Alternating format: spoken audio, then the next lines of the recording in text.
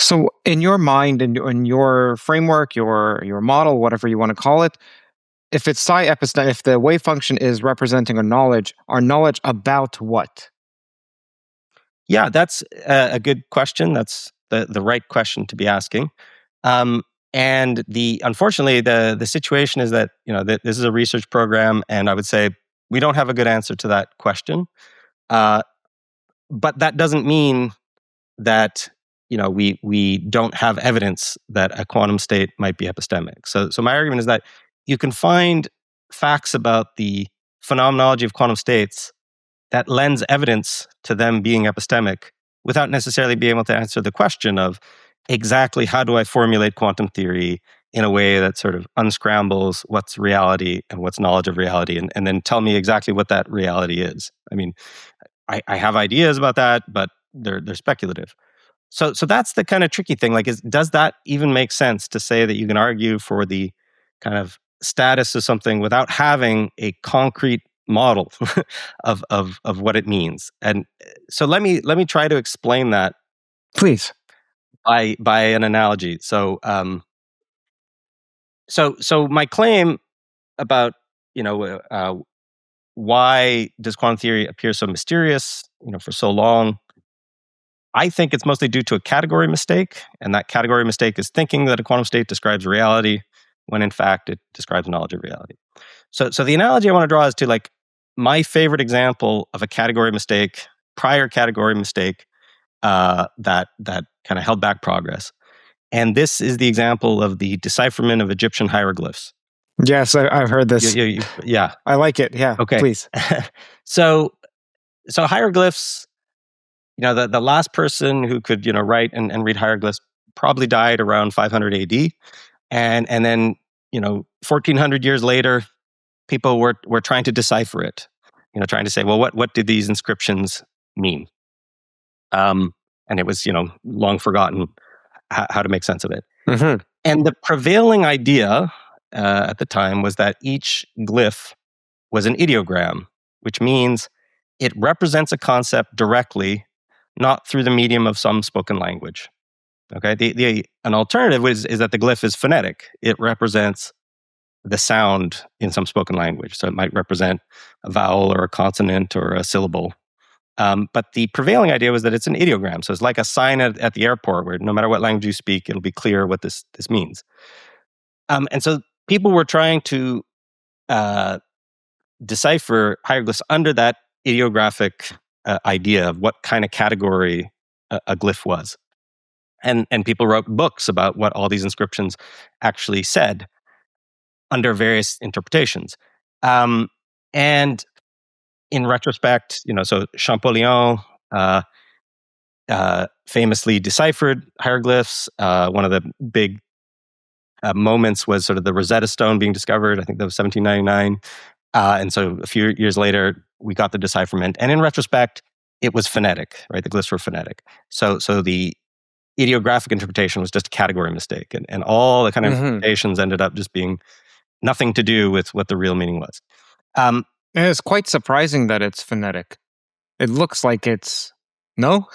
To you? Well, I mean, surprising maybe because like we use an alphabet where none of the letters look like anything anymore. But if you ever do those puzzles where it's like a picture of a bee and a picture of a leaf and it spells out belief, like we could do writing with symbols that represent sounds as well.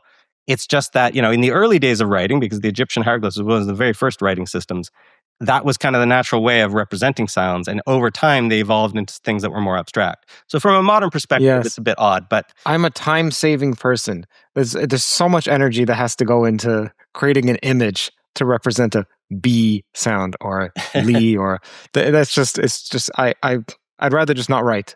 Yeah. I'll just communicate with my voice.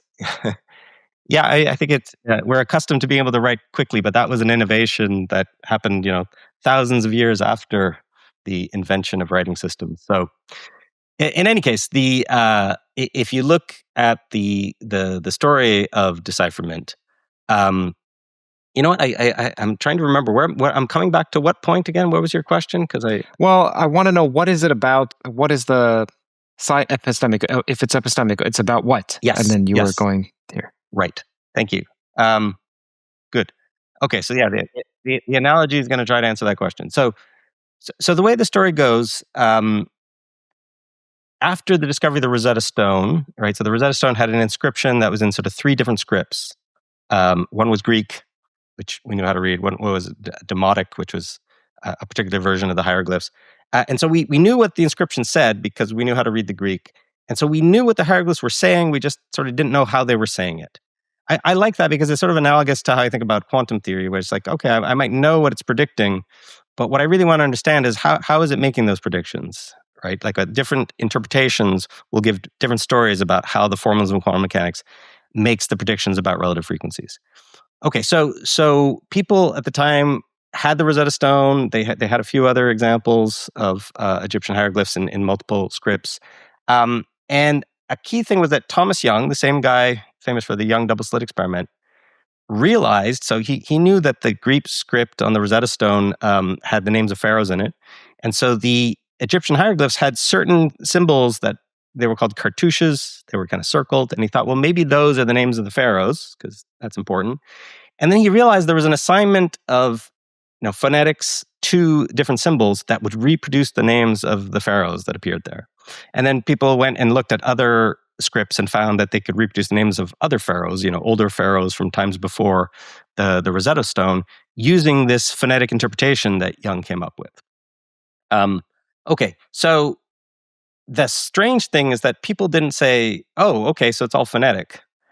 They continued to try to interpret everything in terms of ideograms, and they had an explanation for why proper names are special. They would have to be sounded out phonetically. There's no way you could communicate them with concepts.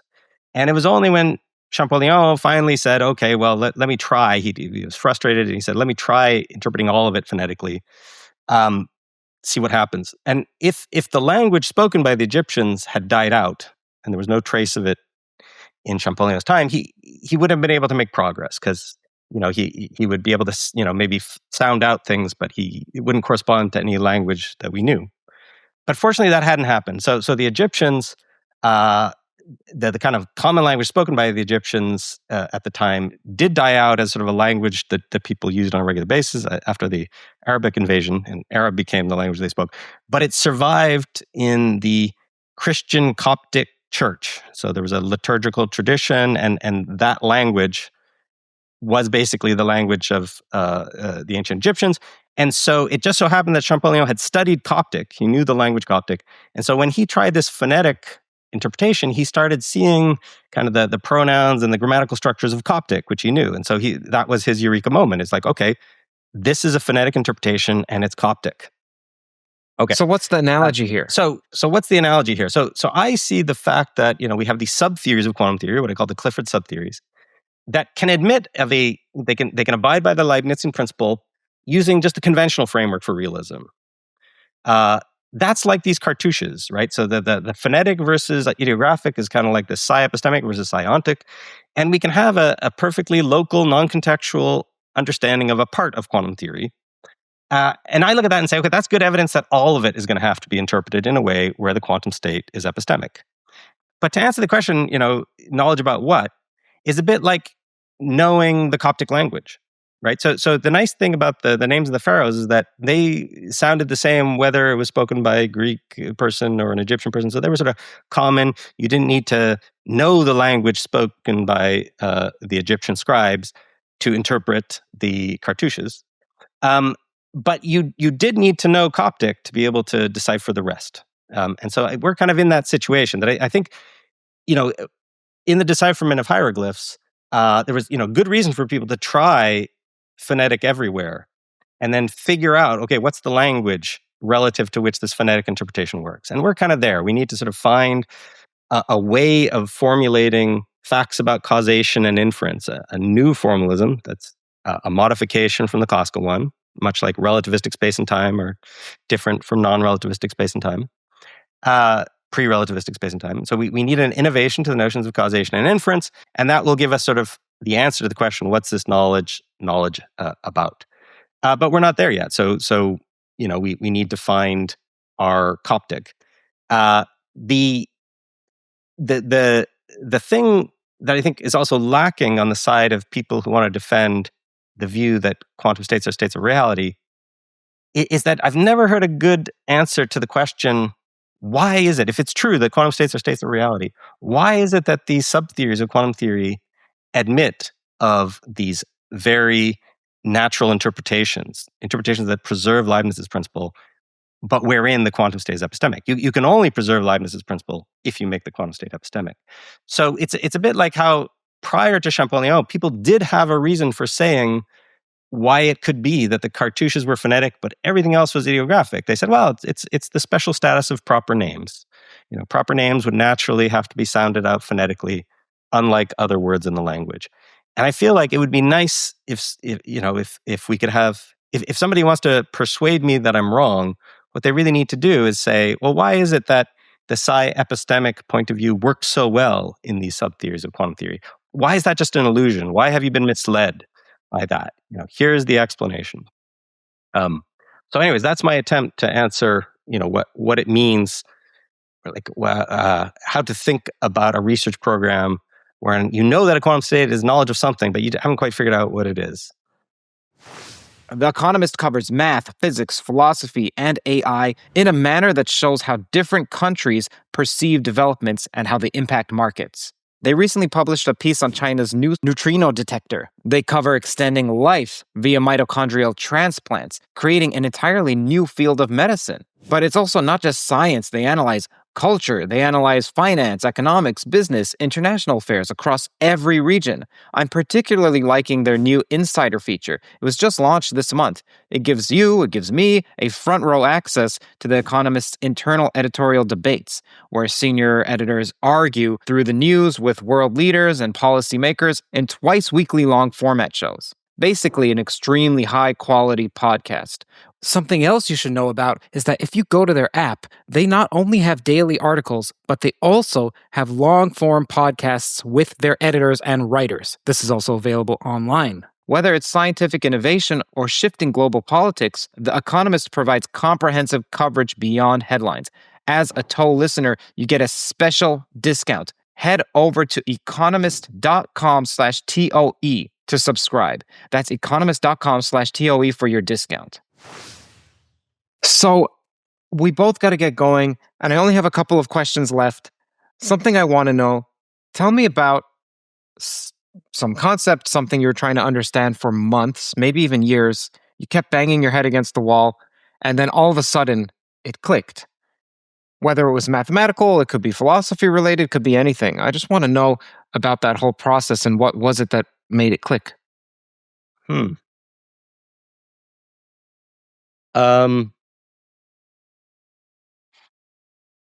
I can certainly give you an example where maybe I don't go into the details, but more kind of like a sociological example. So back in 2005 or so, I wrote a paper about extending the notion of non-contextuality to preparations. And so usually it's just talking about measurements.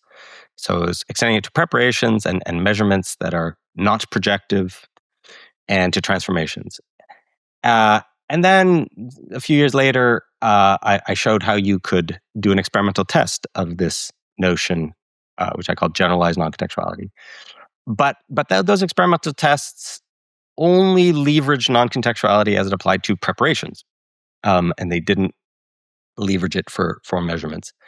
And I couldn't see how to do it. And that's sort of how it stood for many years. I sort of just didn't quite know how to do an experiment where I would make use of this assumption for measurements. And so, maybe it was 10 years later or something, there was a student, Ravi Kunjwal, who was visiting Perimeter. And I said, I think this would be a good problem to come back to. And so I went to the board to explain what the problem was.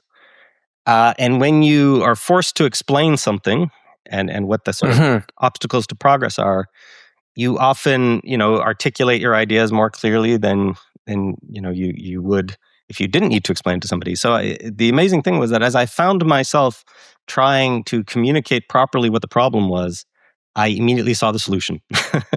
Interesting. So it turned out that all that really needed to be done to kind of get through the impasse was to explain clearly to somebody what the problem was. And That's happened several times in my life as well. yeah, Even with personal problems, just, well, what's frustrating you? And then I say it, and then I say the solution as I'm speaking it.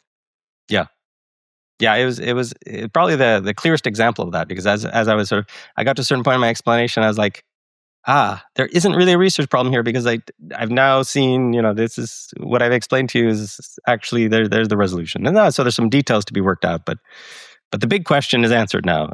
So we can move on. What's the most inspirational advice you've received?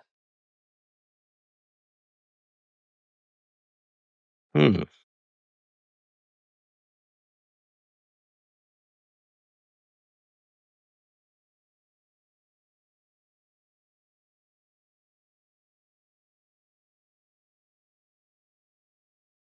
That is a good question.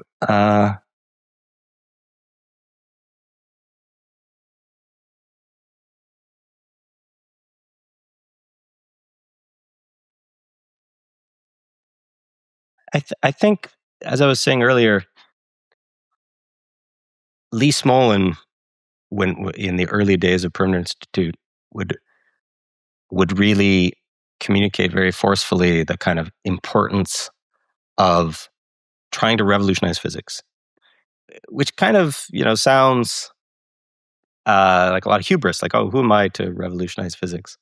But in the end, when you think about it, it's like, well, yes, that is the goal you should set yourself. It's not overly ambitious. It's not arrogant to set yourself that goal.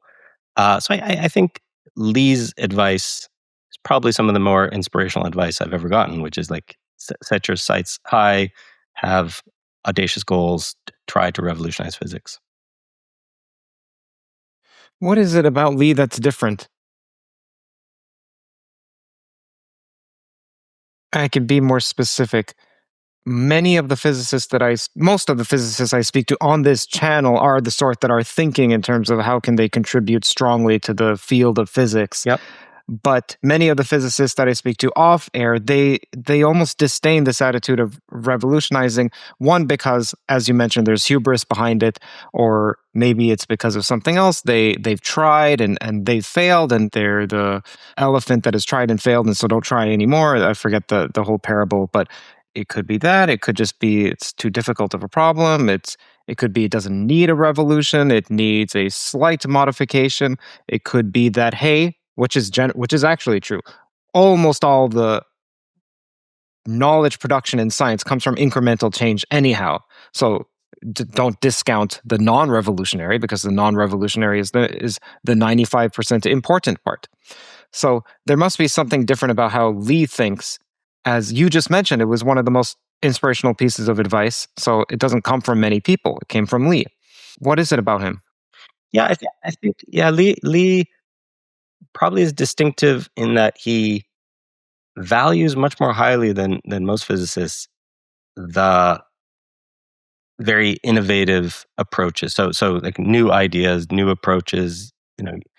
Um, he understands that most of them are probably wrong. So he sort of describes it as a high risk, high reward kind of situation. So like an investor will invest in a lot of high risk.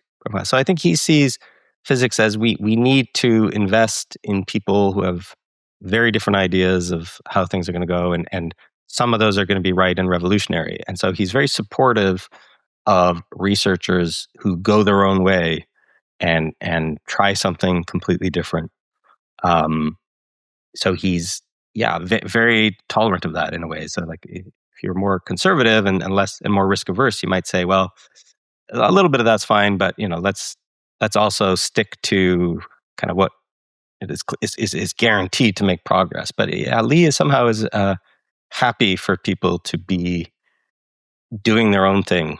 He's happy for lots of mistakes to be made on the way to progress. So I think that's why he that's what's different about the kind of advice he gives, that he certainly wants you to pursue your own particular path, and he sees that as the way that the community can make faster progress. I think to some extent that's certainly true. it is difficult. I mean, the sociological reality is that you try something completely new, it might be a very long road before you've made progress. And so how do you get a career going when you haven't got much to show for yourself? So everybody kind of needs to build their career. They can't be taking too long to make any progress at all. So there kind of has to be a balance. You have to sort of show that you're capable in ways that don't require you to have sort of finished your research program. But I definitely think that more tolerance for original ideas is needed. And certainly at Perimeter, our strategy for hiring postdocs over the years has very much been preferential hiring of people who really do have original, distinctive research programs. We don't hire them into a group to be mentored or supervised by somebody, but rather as independent researchers. And that's a good recipe for generating some really novel and innovative results. Thank you for spending so much time with me. It's been a pleasure. Now, my last question, it's a quick one, an easy one. There's an oracle behind you or whatever. There's an oracle, and you can ask it any one question about quantum mechanics. What do you ask it? And it's a truthful oracle. Yeah, okay. I'm going to interpret that as follows: that let's say the oracle knows the correct realist interpretation of quantum theory, and I'm going to get a clue from it that will help me in my research program. So I think what I would really want to know is, I feel strongly that it is possible to unscramble the omelet of causation and inference in the quantum formalism. So I kind of know how to do that classically, where the causal stuff is basically, you could formalize it using category theory. You can say, okay, the objects, the causal relata are sets, and causal dependencies are functions. So I have sort of a category of sets and functions. And then on the side of inference, I have a category of substochastic matrices, which basically represent conditional probability distributions. And these categories interact. And so when I believe that certain things are causally connected, then I can sort of propagate what I believe about one to, updating my knowledge about the other. And I have a kind of whole formalism for how you disentangle these notions of causation and inference. And we're trying to build that formalism in the quantum case.